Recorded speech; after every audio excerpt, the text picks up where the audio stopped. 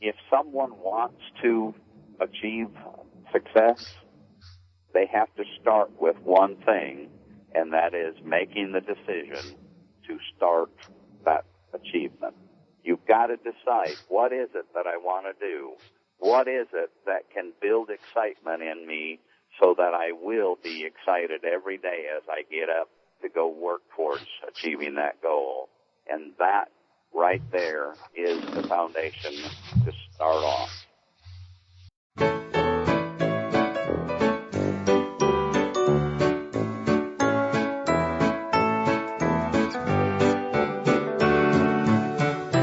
If you knew that you could experience the best life ever, would you try?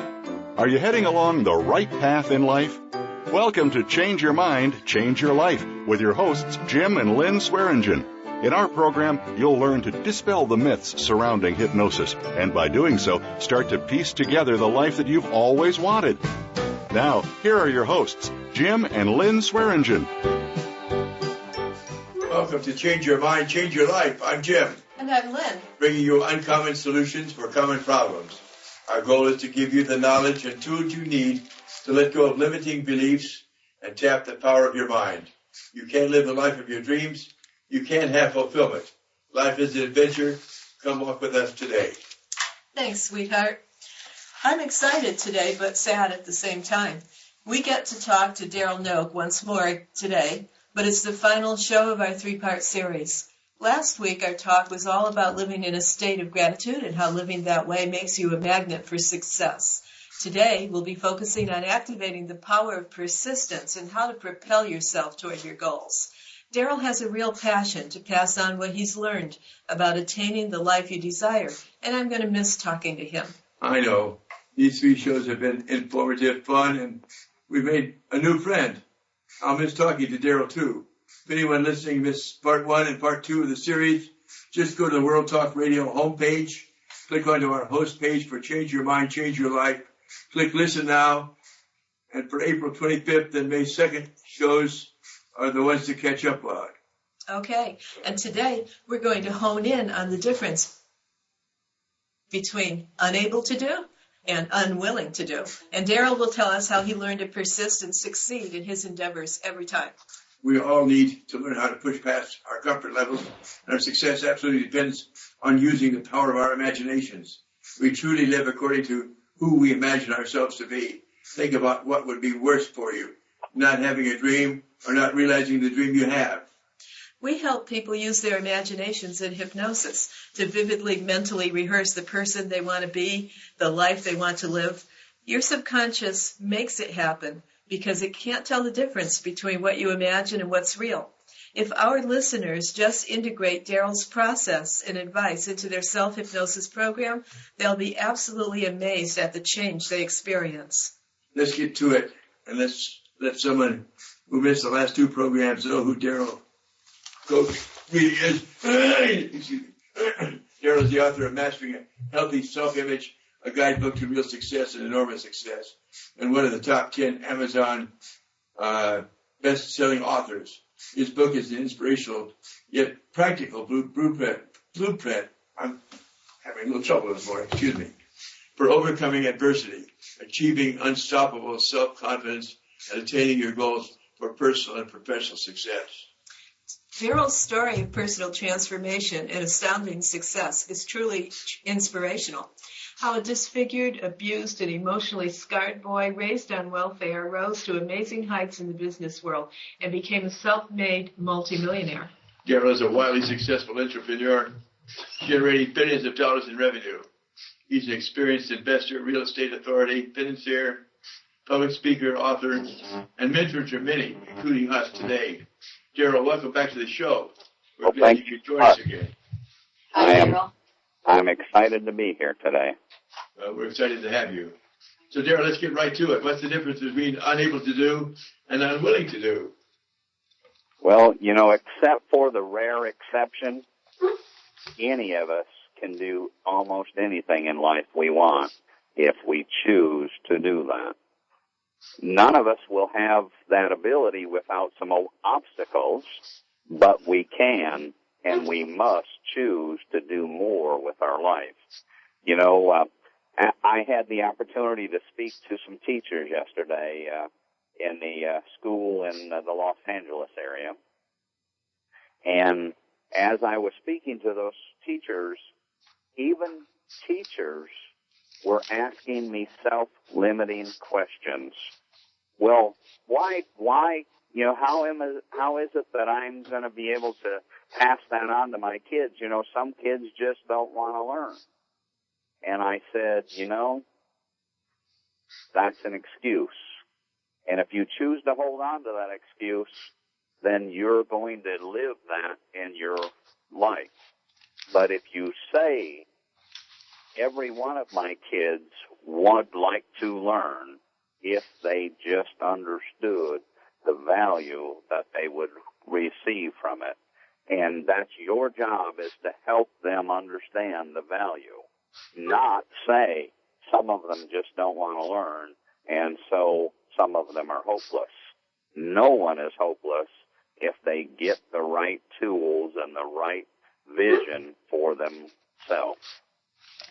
I really love that example, because we're all, this show is all about helping people to overcome self-limiting beliefs. Mm-hmm. As you said, that's a self-limiting statement they started right off with. So it shows that we probably have a tendency to start right off being unwilling to do something because we see it as a little bit risky or scary in some way.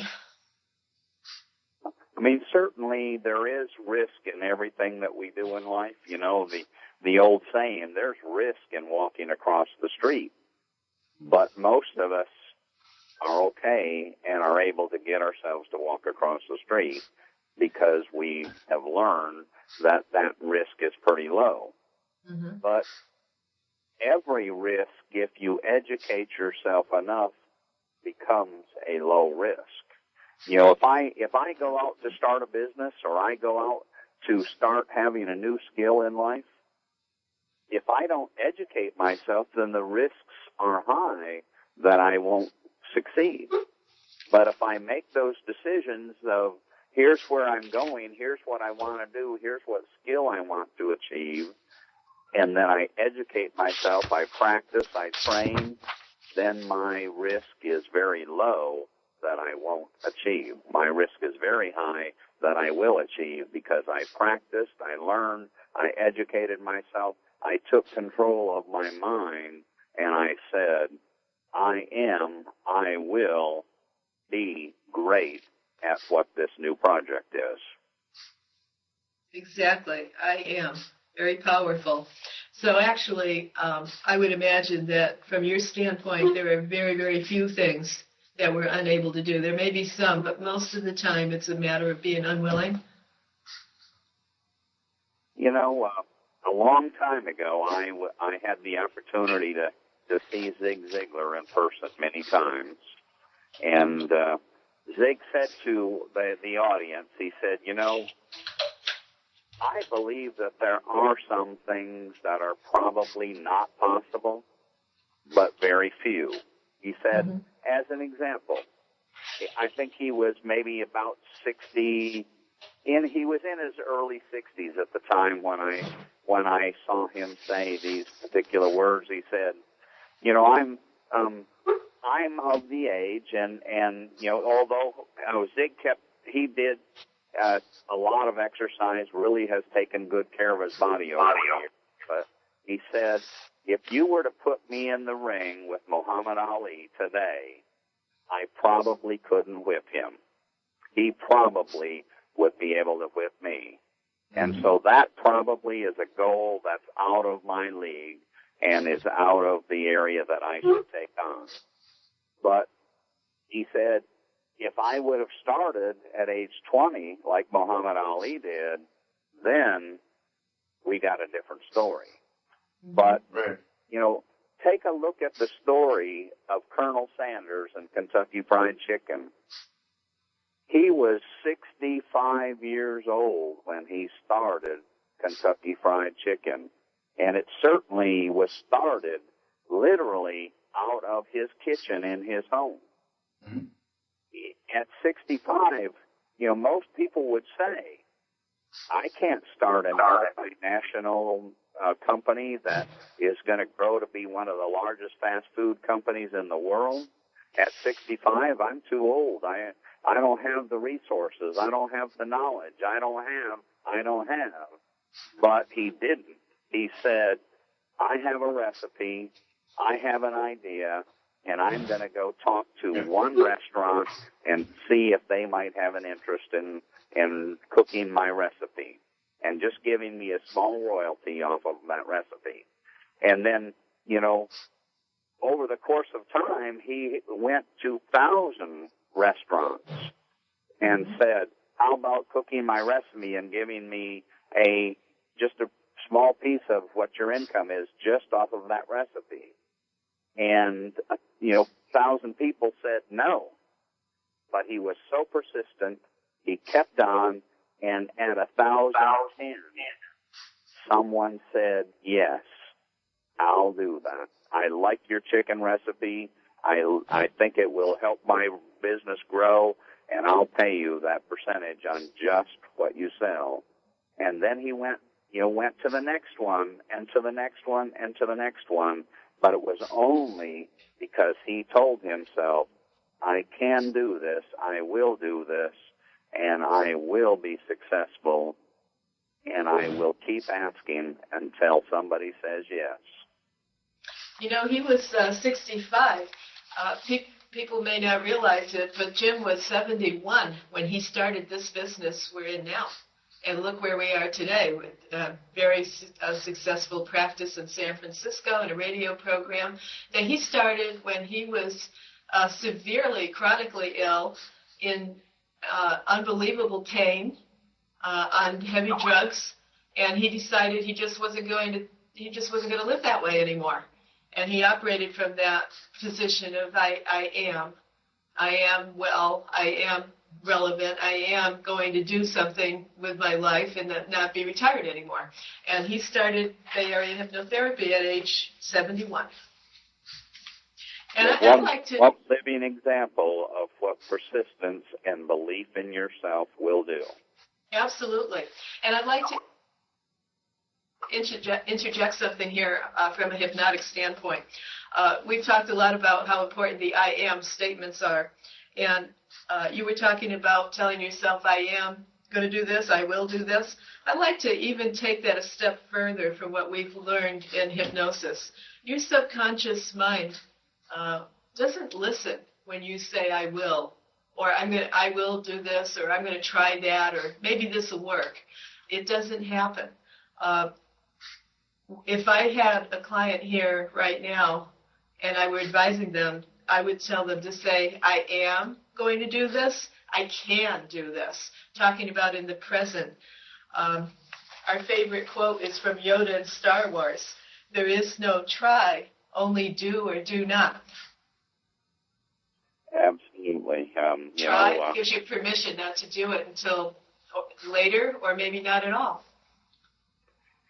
I know that both you and I believe the same in that we must visualize in living color with excitement that would turn the world on about what we are about to do if we want to be successful. If you start telling yourself, I am going to keep after this until I become successful, and you start visualizing that success, you start visualizing with the excitement level, and you visualize it in living color, you will achieve what you are after. Why is being in comfort zone such a dangerous place to stay? I mean, we talk about the comfort zone all the time, but there's a danger of being successful, isn't there? Anything great and anything worthwhile always is going to stretch you as a person. Mm-hmm. If you stay in your comfort zone, then you're going to stay right where you're at because that feels comfortable to you and it doesn't stretch you. But if you want to go someplace different, you have to start working on being in a different level of comfort. And so, we all have challenges. We all have things that make us uncomfortable. But if we just start small and we stick our toe in the water and we learn to have just a little bit larger comfort zone and just a little bit larger comfort zone next week, and then the next week and the next week, and then all of a sudden that comfort zone becomes much larger than it was, and everything grows exponentially. If you do something this week and then you do something again next week, you're going to create greater results the second, the third, the fourth. Every time you do that same thing again, you're going to, because you've practiced, you've gotten better at it, you're going to get more results from every time you repeat that practice. Right. And if you were talking to someone about stress, if anyone has studied about stress levels, that ties into this. There are two kinds of stress. There's good stress and bad stress. Bad stress is that stress that you're under continually, that you have little control over, that affects your health and is dysfunctional. But good stress is a motivating stress, and that's why it's important to get out of that comfort zone. It's a little bit stressful to get out of that comfort zone, but when you do, it's motivating.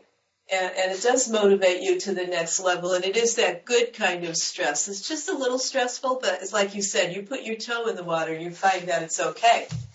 I wanted to ask you if you have some tips that you personally use to keep a mindset of perseverance. I do. I set up goals for myself, and I set up short-range goals as well as long-range goals. But by setting up those short-range goals, that helps me see that I made headway. I've accomplished that particular goal. Let's say that, this afternoon, I'm in the Los Angeles area today, and so I want to go see some schools this afternoon. So I made a list. Here's the schools that are close to where I'm at right now, and so I make a list. Here's what I want to do by 3 o'clock this afternoon, and here's what I want to do by 4 o'clock this afternoon, and then I check those off as I've accomplished them. So, goals aren't just for what you're going to be doing 5 years from now, or that you're going to be retired at age 50, or, whatever that goal might be. Goals are what are you going to accomplish today also. And so by making a list each day, here's what I want to have done by the end of the day. And by you accomplishing those things and being able to check them off, that helps remind you that you are achieving and you are making progress, and that gives you the ability to keep going forward, because every day you're achieving where some of the things that you set out to achieve, and that gives you the persistence to keep going forward. I find there's nothing like being able to draw a line through one thing on your list. Even if it was the simplest little thing, it feels so good to cross that thing off. And I think we ought to put more simple things on our list, because that accomplishment feedback feeds our ability to be persistent.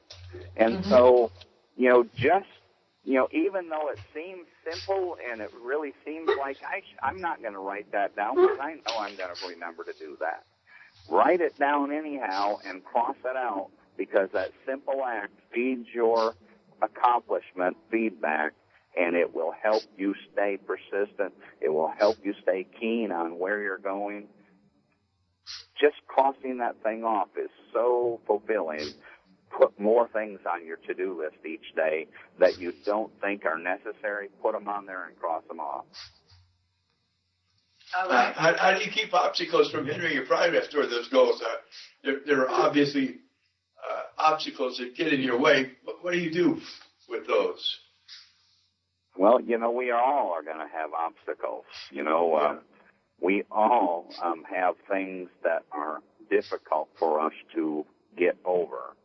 But, take them one piece at a time. Don't look at it as I've got to do this whole thing all at once.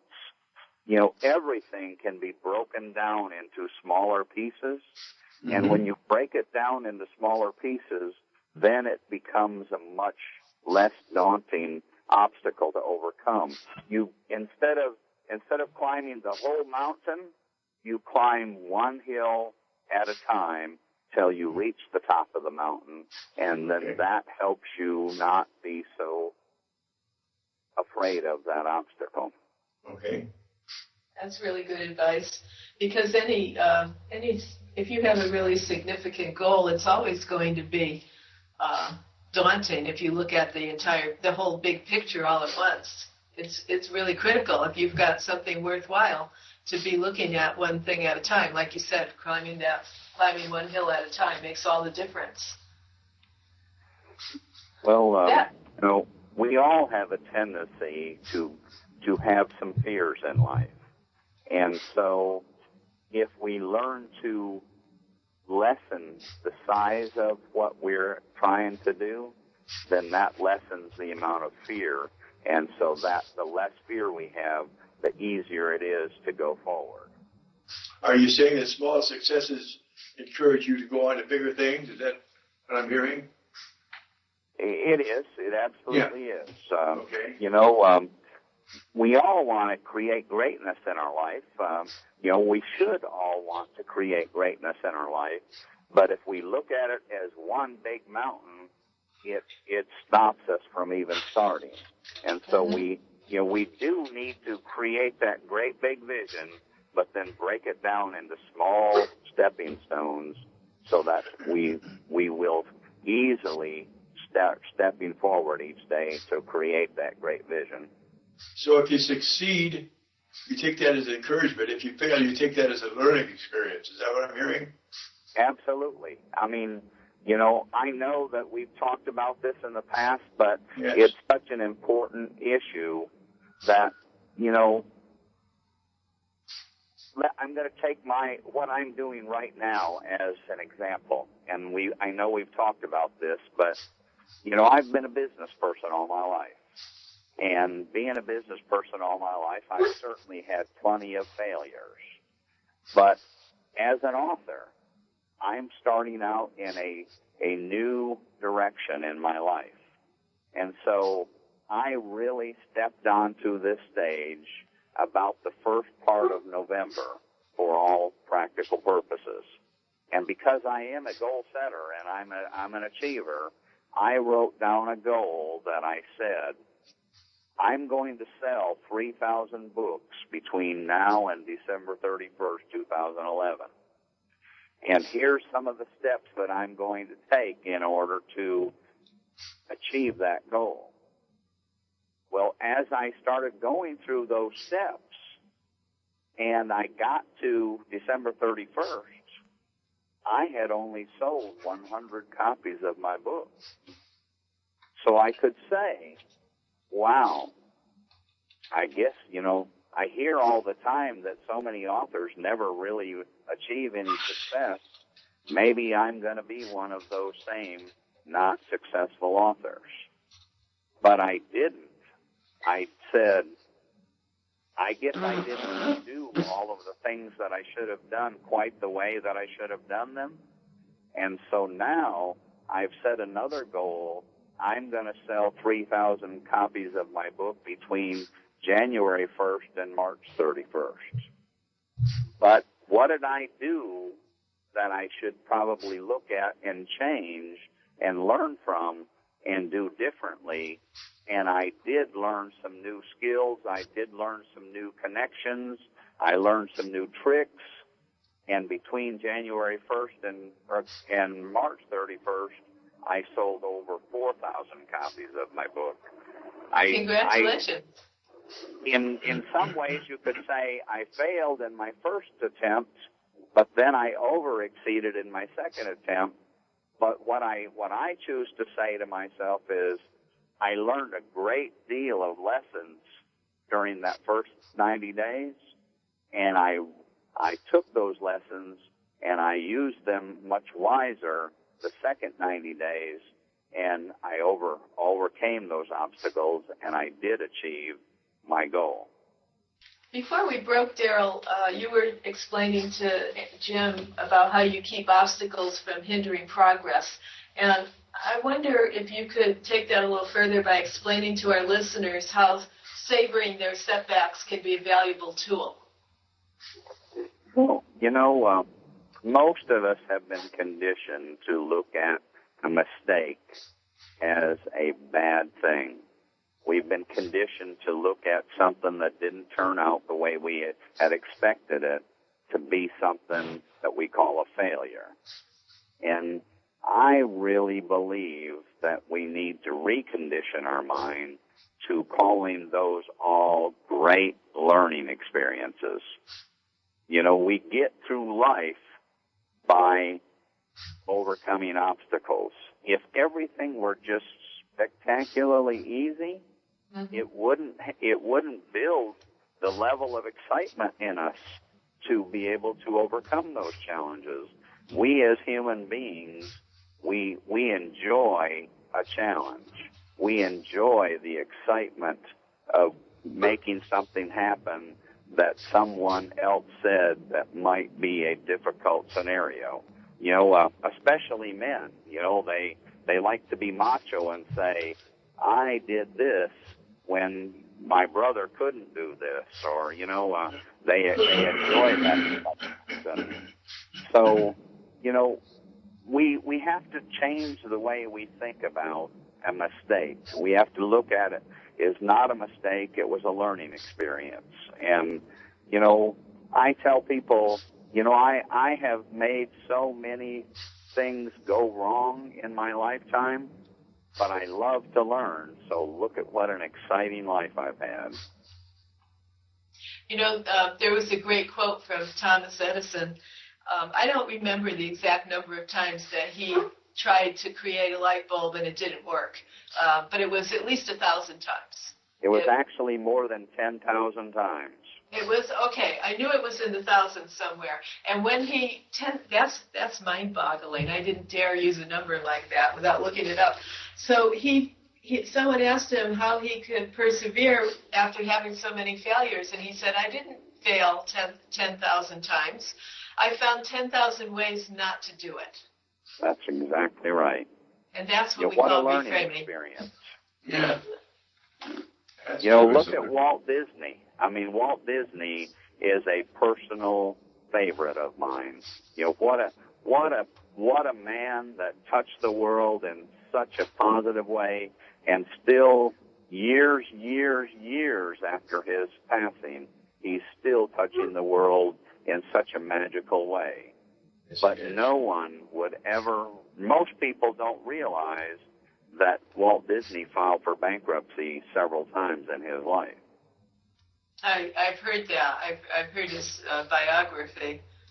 He had great visions. None of us would classify Walt Disney as a failure. He had some obstacles. He overcame those obstacles, but he knew where he was going, and he knew what his outcome was, and he continued on, even through personal bankruptcy several times. He got back up, he got back on his feet, and he said, there's my vision. I'm continuing to go. I'm going to make it. I remember reading years ago, that he started off with, when we were talking a minute ago about starting with simple goals, he had a piece of paper that he carried around in his pocket when he began to get the idea of having an amusement park. He had visited many, and they were dirty, grimy places. And the paper he carried around said 3 things, and I apologize, I can't remember the third thing, but it said no dirty windows, no faded paint, and something else. The 3 major detractors he saw in these places for having a really good time. And he carried those 3 simple things in his pocket, and those were his simple goals, his early vision, and that's what became Disneyland. Right. Just having clean windows and fresh paint. Well, speaking of that particular mindset, restaurant businesses are the highest business failure in the world. People start a restaurant, and they go out of business a lot of times within the first year. And I have noticed that one of the things that I see in a lot of situations where restaurants are not doing well is they're not keeping their restaurant clean, and they're not having a great smile on their face as they're greeting their customers. Mm-hmm. You know, there's an old saying that there's no such thing as business failure. It's people failure. And if we want to be successful, we want to be superstars, we have to treat ourselves beginning, and we have to treat our customers just like we want to be treated. So if you're a customer, do you want to come into a dirty, not painted amusement park, or do you want to come into a sparkling, clean, updated, painted, beautiful, smiling faces amusement park? Mm-hmm. Exactly. We were talking early in the program in our introduction about the difference between not having a dream and not realizing the dream you have. Can you talk a little bit about what do you think is more unfortunate in our lives? Well, you know, I personally believe that the most unfortunate thing in life is not having the dream, not building a level of excitement for yourself that you can do something that you really want to do. All of us, if we would take just a little bit of time, we could start to build a dream that would give us excitement for life. And so certainly not achieving that dream is a tragedy. But if you never have the dream and you never work towards achieving that dream, even if you have started working towards that dream and you've set your goal out a little too far and you don't quite get to that same level of success, but you did go for it, you did work towards it, you did live in the moment of enjoying the journey of that, to me, not having a dream is by far the biggest tragedy. You know, if you don't accomplish everything in life you want, but you've had the dream, you've worked towards the dream, you were successful. Right. That's so meaningful. I know, you know, living in a city like San Francisco, you see people in large groups on the buses, in the subway, on the streets, and you can see that that's a big thing in our society. People have lost their ability to dream. There's such boredom and meaninglessness in their faces. As a matter of fact, I was in San Francisco Saturday afternoon. I got there about 5 o'clock, and I did notice that there were lots of people walking through the streets of San Francisco, and here in L.A., the same thing. They just are walking through life with no excitement in their stride, no excitement in their face. You know, they are just wandering, and all they have to do is make a dream for themselves and start working each day just a little bit towards achieving that dream, and they could change their life. And, you know, they could change the scope of their life overnight by just sitting down and building that dream and taking the first step to getting there. Their excitement level will skyrocket. Great. Last week we talked a great deal about positive affirmations. In the field of hypnotism, we talk about litany, what you say to yourself, or auto-suggestion, which is another name for it. How do your affirmations keeping on? And give us some examples of your affirmation. I think it's really important that people understand what you're doing and how you're doing it so they can succeed too. Well, I think that all of us have to remind ourselves each day, because we all have obstacles, we all have negativity around us, and so if we're not taking the responsibility to remind ourselves each day by having affirmations, by having those goals, then we're losing some enthusiasm that will help us continue on and be perseverance. So, one of the things, as you know, that I have taped to my mirror in my bathroom, and I know you have a copy of it, is my little affirmation card that says, I like myself, I love my life, I'm excited, I'm happy, I'm healthy, and I add brightness to the life of everyone I meet. That's a generic affirmation, but that is such a foundation stone of helping us be happier, healthier people. I think it's awesome. It is generic, but it's extremely powerful. It's a fantastic foundation. I've taken the liberty of giving that affirmation to other people. It has remarkable effects. You are.